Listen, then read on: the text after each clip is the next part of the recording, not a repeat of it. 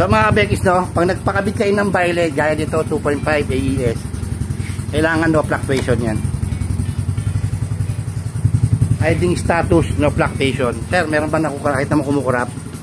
Meron kasi akong dinadala dito, kaso ayoko namang i-repair. Kasi ang gusto nila, i-repair ko lang yung pagkurap. Paano ko i-repair yun? Power up lines po ang gagawin natin, kagaya niyan.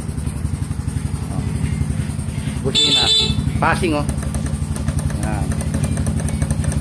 At kailangan po nagpa-passing light yan, no? Kahit patay ang headlight. Sige sir, passing mo nga. Okay. Meron na po ako sa YouTube channel ko niyan. Nilabas ko na kung paano ginagawa yan. Na ganito ang switch na gamit. Domino. Walang kurap. Stable.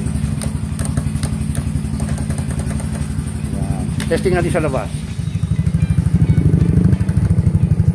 May nakasakay sa likod. Pwede na. Wala nang silaw.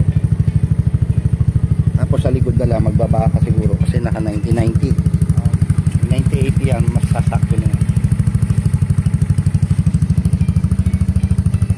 Liwanag.